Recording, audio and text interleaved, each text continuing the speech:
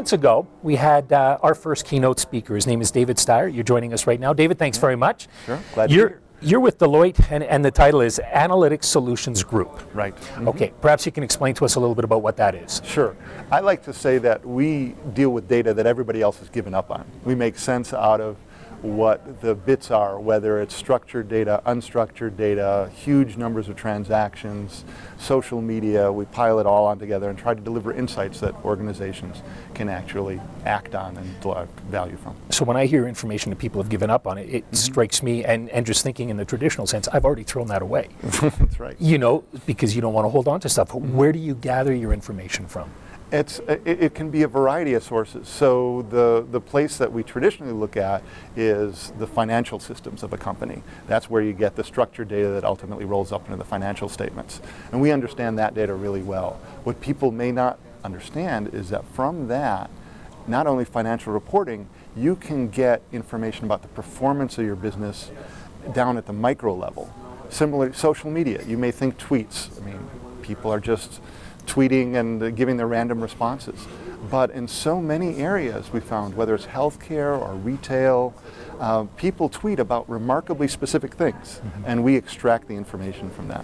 What's interesting, because one of the topics you spoke about is big data, and that's it. So we're talking about taking all this data and breaking it right down to the micro level. Tell me about the size of data we're talking about here, because that was one of the things I was hearing terms that I'm not familiar with. And you know what, I can't even really, when I think of $1 billion, it's difficult to fathom that, because of course I've never come near it and I never will. Talk to me about the size of data we're talking about here that you would analyze. Well, it's the size of data that, you know, you used to talk about terabytes. That was a big, 1,000 gigabytes, and that was a huge amount of data. And that is kind of, dozens of terabytes are kind of the limit of traditional technologies. Now you're seeing people talk about petabytes, which is 1,000 terabytes. And it's not unusual to find some companies come to us with 10 or even 20 petabytes of data. Thinking of, the way to describe that, a stack of DVDs that would reach from here to the moon. And that's how much data is in that. Is it a thin stack, or are we talking about a We're talking about DVDs, a really big stack of DVDs. And now they're inventing new words, just like you're seeing. An exabyte is 1,000 petabytes, and then there's a zettabyte, which is 1,000 exabytes, and even a yottabyte. I mean, that's the whole amount of data in the world is about a zettabyte at this point. Okay. And what's interesting is not just how big it is, but how fast it's coming out. 90% of the data in the world was only created just in the last 2 years. I mean, that's some perspective on how exponential the curve is. It really goes up that way. And again, the traditional methods of dealing with it are just not equipped to handle that kind of volume of data. And then there's a variety of data sources, like we talked about. Putting all those together, that's very challenging. Well, when you're talking about something that's that large, how do you then go through it and dissect it and find information that would be relevant to your clients? Yeah. Well, it helps to have some experience knowing what questions are important to our clients. So if you're dealing with a retailer, you want to know margins, pricing, customer behavior. If you're dealing with healthcare, like the example that I use, what is the chances that they're going to be readmitted? So we actually work backwards from the question and then try to figure out what data sources does the client have in their possession that might be relevant to this. And generally the set is probably broader than they thought about before. But that's how we decompose it, because if you start from petabytes of data and say, what interesting things can we find with it? Well, that might work, but you could do a lot of searching and wandering around in the desert before you finally find it. And that's sort of what I'm thinking, is that because you've got too much. I know if my chore list, my honey-do list is too big, sometimes it's difficult to focus in on the one or two that my wife really wants done, and that's something you've obviously spent time on, trying to figure out which questions would best work for the solution.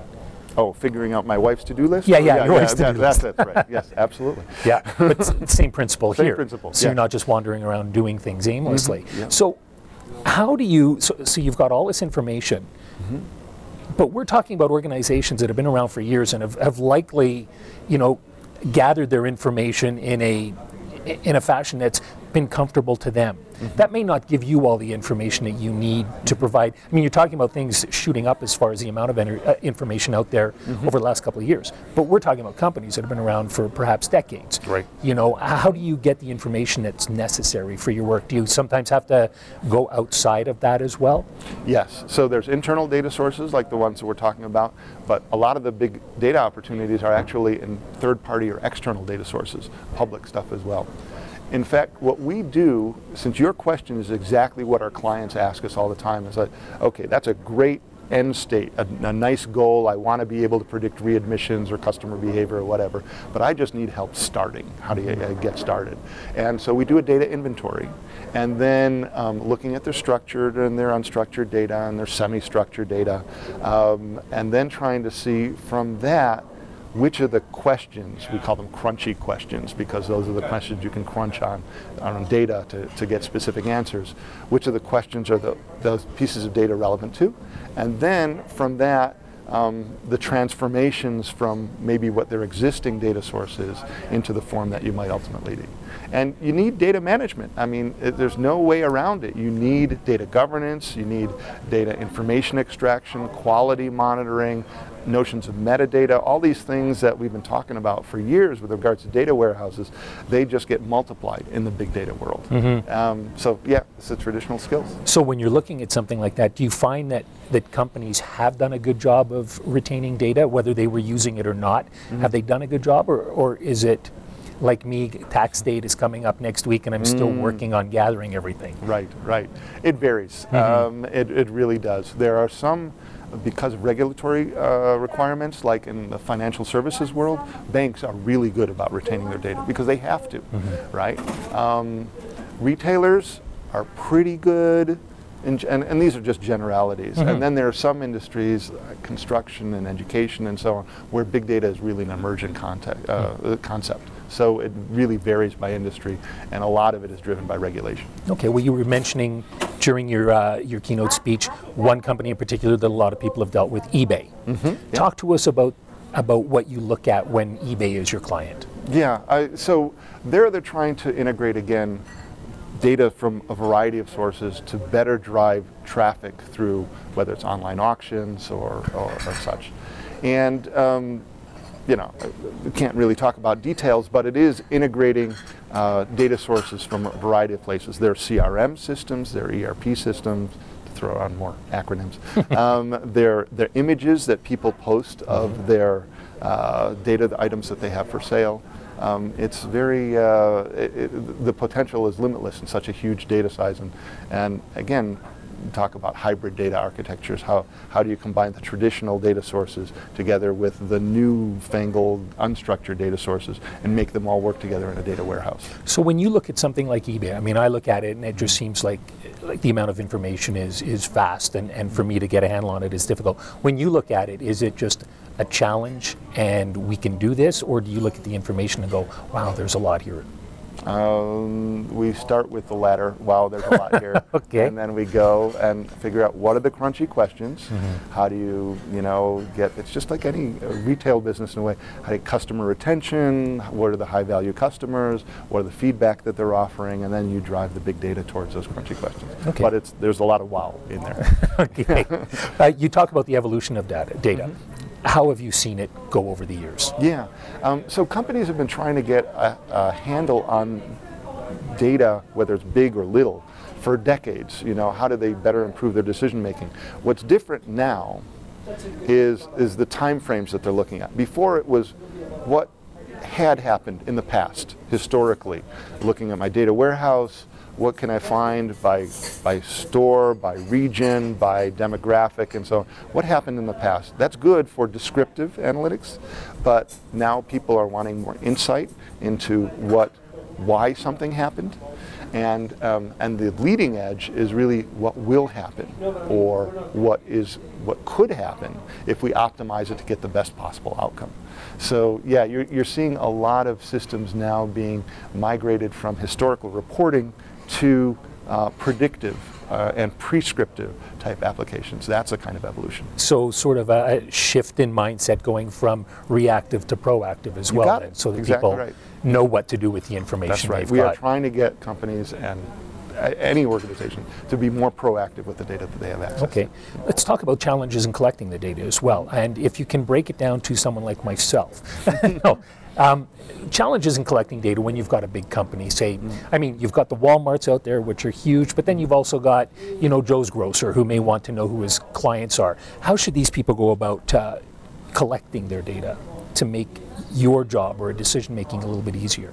Well, one of the things you kind of alluded to earlier is don't throw anything away, right? So to gather that information, the foundational data management that I talked about, inventorying your data assets, understanding who uses that data, how often do they access it, how often is data updated, what is the accuracy of the data, how much they can rely on it.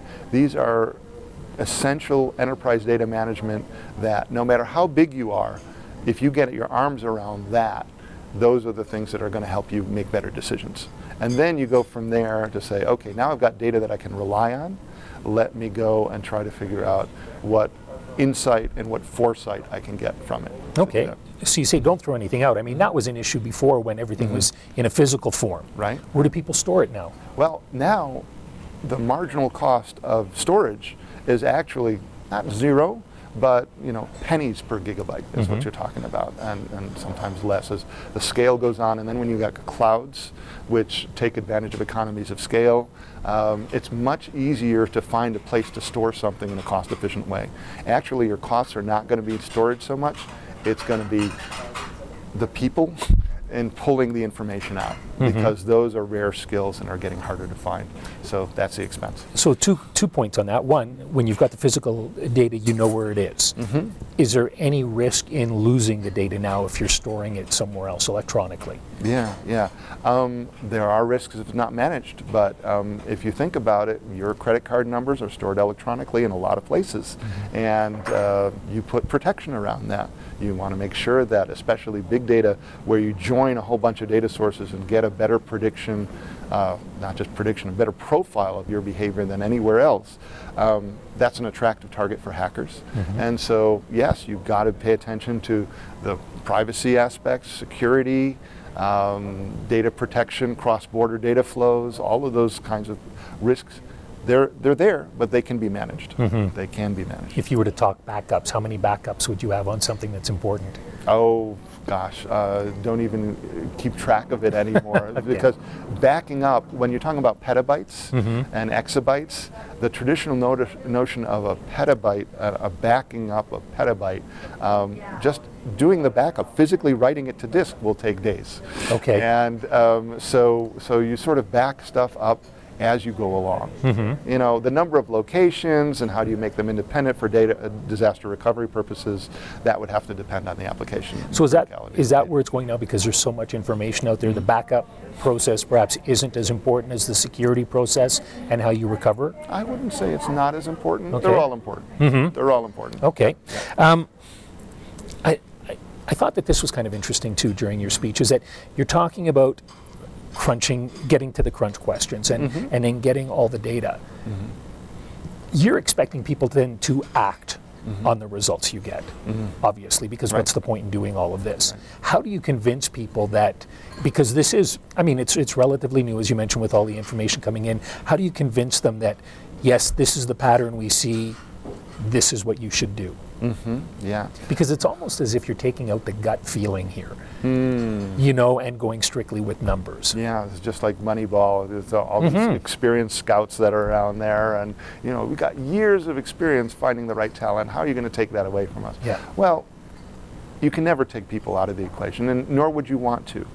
First of all, figuring out which are the right crunchy questions to ask, and which are the right important variables. People are involved in that. They will know about sources of data and factors that you wouldn't have thought of. The second thing is to make sure that you not necessarily have the most accurate prediction possible, but the most usable prediction. And usable means it's explainable. So the best model in the world, if it's got all sorts of fancy equations that no domain expert is going to be able to understand, is not going to help them. So drawing a picture is really important. I talked about data visualization and how we're getting a lot of traction, especially from senior execs now, who had said, you know, I never looked at the data that way before, but now that you allow me to sort of see and touch and drill down on the data, they get a different perspective they haven't seen before. And then on top of it, if you make that mobile, like putting it on an iPad or another kind of tablet, people are carrying that around, and we're seeing execs who formerly would never touch a model because they would have to touch a keyboard, and you know, keyboards they were kind of allergic to. But an iPad, that's cool. Okay. And so then they can literally touch the data and move it around and expand on it. And we're seeing a lot more interest at the higher levels for that. Well, and this is another thing too, because the people at the higher levels tend to be older for the most part and have done things, you know, I mean, I say older, I'm 52 now, so I mean, my age, you know, that, but I mean, these are people who have been doing it a certain way for so long. How do you convince them that this is the way to go? Because one of the things we're hearing at this conference is that this is your opportunity as a business to be at the forefront and, you know, grab hold of this while you can. How do you convince people that this is going to work for them? Yeah, the best way is to put it in terms of business results. So they have measures of performance, whether it's revenue growth or margin or return on assets and so on. And we've seen studies that show that companies that use data-driven decision making generally get a 5 to 7%, I believe the numbers are around there, better return on their investment than companies that don't. And so you look at the historical results, you look at leaders in the field who are data-driven and say, look, this is your competition. If you don't want to be left behind, you have to sort of catch up. And again, drawing pictures helps, tangible results always work. Which sectors do you find seem to be jumping on this right now? So financial services is a hot one, again, because they have so much data already. We do a lot of work with banks. Retail, people are trying to understand customer behavior, especially when you've got so many different distribution channels to the customer. How does online commerce integrate with physical stores? And healthcare, one of my favorite sectors, is whether it's driven by healthcare reform or just the drivers to better quality of care, lower costs, the needed to manage resources. As electronic health records get online, which is something I know is big in Alberta, and that's great, because there's all sorts of potential for data mining that and generating better models. See, one of the things people are concerned about is that if their health records are online, that they may risk losing some of their privacy. Right. You know, and you mentioned that health records are not online in the States, and you know, it seemed like rights down there are people are entrenched in saying, I don't think that this should happen this way. How do you convince people about that? I mean, so again, with all sensitive data, there are data protection mechanisms out there. There are regulations like HIPAA in effect that protect the privacy of individual patient records. And the reason that the electronic health records are taking so long to adopt is just because you've got a diverse population of payers and providers, and it takes a while to move that critical mass on it. I don't think privacy is so much the barrier to doing that. You're going to have concerns about that, but when people see the benefits of being, you know, I'm on one of those providers myself that has access to integrated records that I can see for decades going back what my health records were like, being able to see trends in weight and other things that and lab tests. There's a lot of potential out of there. And when your doctor can see not only what you're being treated for right then, but also what other doctors are treating you for, then they will avoid mix-ups on procedures that may not be appropriate for you, medications that might interact with other medications that you have. Those are all good side effects of electronic health records that ultimately I'm convinced, plus regulations. Medicare is going to require that by, I believe it's 2014, all the payments, the reimbursements to providers will have to be, they may be changing this and revisiting now. And again, we're talking about the states here. The states, exactly, right. Yeah, I was thinking about factors that are driving adoption of electronic health records in the states to catch up with what's already happening in Alberta. And they're going to require that reimbursement be only to providers who are using electronic medical records. And they're in fact providing payments. I was just reading this morning that there's the healthcare reform has spent billions of dollars in incentive payments to physicians and other providers to increase the adoption of health records. Do you think Canada's in a better position to adapt that sort of system, one that you think would be more effective? In some cases, yes. I mean, I think that the fact that you've got a single payer, single provider service in Alberta, I don't know about the rest of the country. Yeah, the rest of the country, same. And I think there's, with the right leadership. Speaking of election day, with the right leadership, you could see a leapfrog of what we've been able to do in the U.S. One of the things you talked about is readmission, trying to prevent that. Tell us a little bit about your experience there, readmission to hospitals and how to prevent it. Right. So it's a big problem in the U.S. and we think for Canada as well. 1 out of 5 people that gets admitted to a hospital is going to be readmitted to a hospital within 30 days. And that's a huge problem, very expensive, certainly impacts a patient's quality of life if they have to come back in an unplanned way for readmission. And there are lots of drivers for us to attack this problem. So what we've done is work off of insurance claims, because we don't have the electronic health records, off of insurance claims from inpatient records, outpatient records, and pharmacy records. Integrate that all and provide these dashboards that hospital administrators can look at to see overall trends that are influencing admission. So sorry, when you say a dashboard, you're basically talking about a easily read graph, basically. A collection of displays that allows you to take action pretty much immediately and monitor things that are impacting readmission.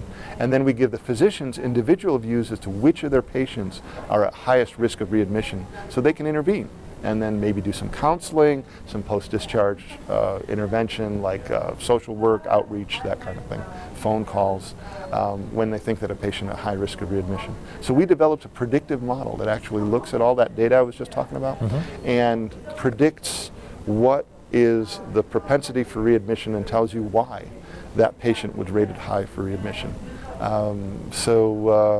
Our clients have been really happy with that. So they would be able to then rank a patient as they come in according to their problems and the medication they may be on, and figure out whether or not they're going to end up being readmitted. Right. And why? Right, and why. Okay. Yes, we can tell the factors why. How? To me, that takes, I mean, you say the human equation is still important, but depending on who's running the operation, they may not look at the human equation at all. They may just look at it and go, these are the numbers that Deloitte gives me, this is what I believe in. Yeah, well, which could present problems in healthcare.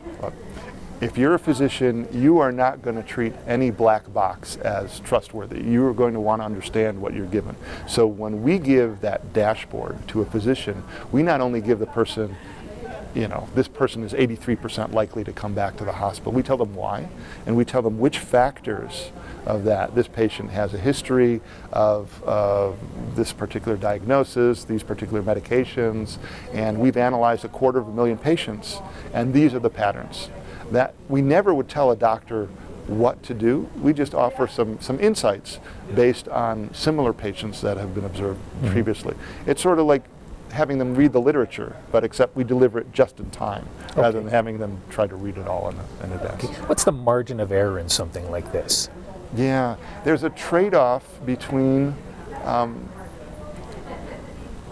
false positives and false negatives.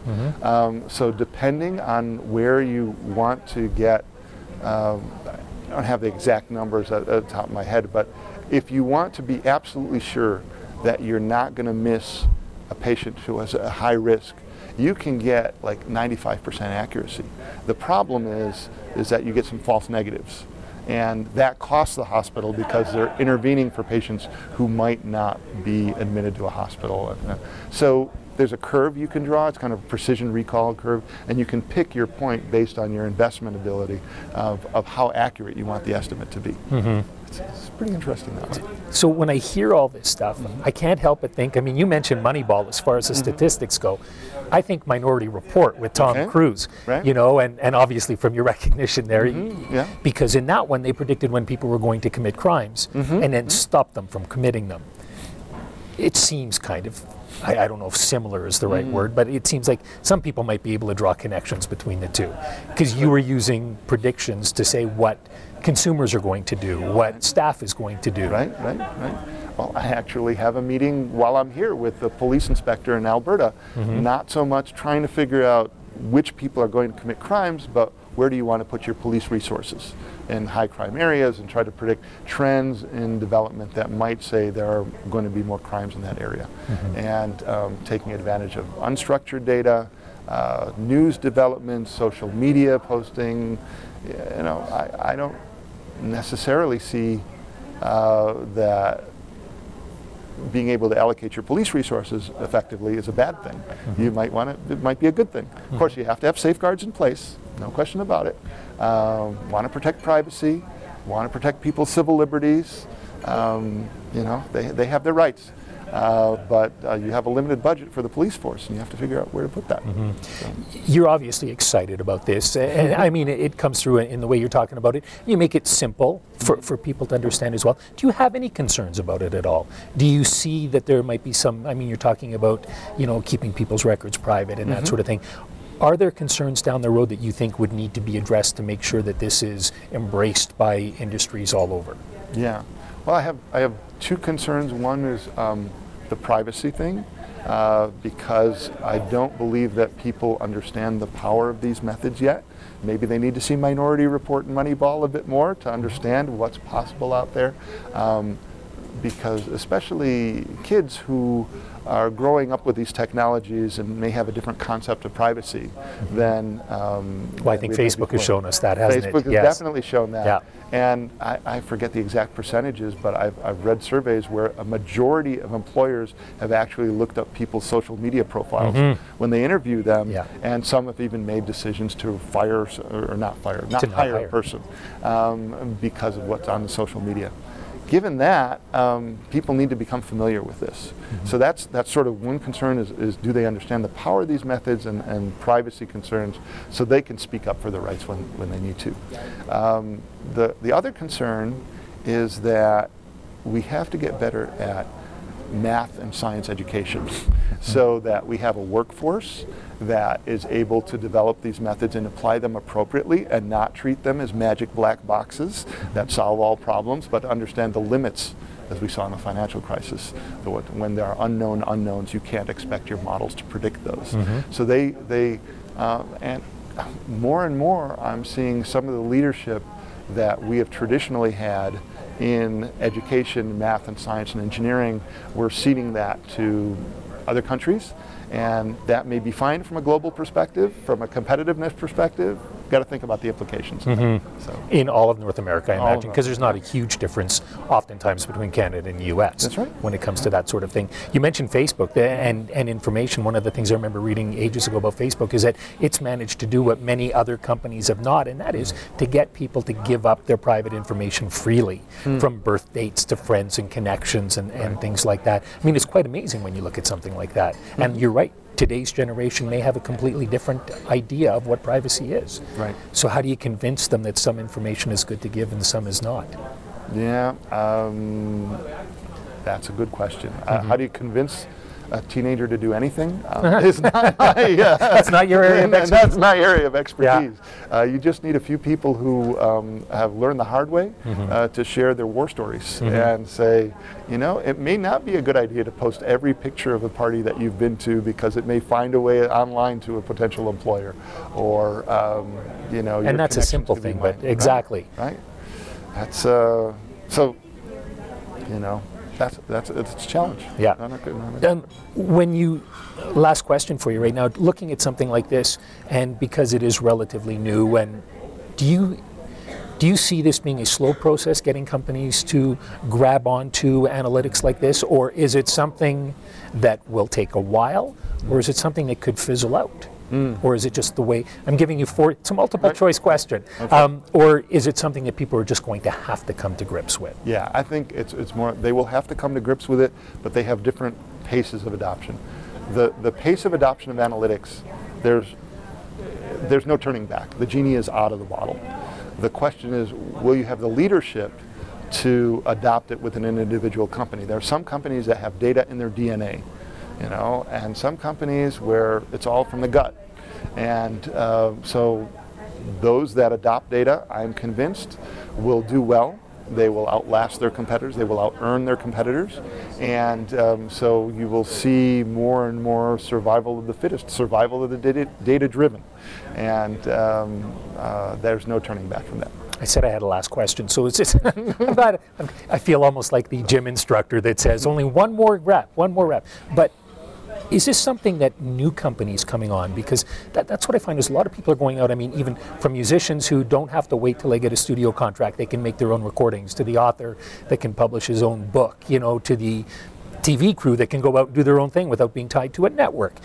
Is this something that somebody coming into the workforce that has an idea will be able to use it to perhaps leapfrog some of the old stand and true companies that are out there? Absolutely. I mean, the example we were just talking about before we started the interview on the traditional media, you know, tied to Nielsen ratings, and Nielsen is looking at this kind of stuff, but the fact that you have new media coming online with the prospect of fine-grained interaction and the ability to see exactly when a person's attention shifts in the video or in the newscast to something else, when they switch the channel in ways that, and where they go, that you could not do in traditional media, that is marketing gold. That could transform an industry. Imagine the end of a focus group.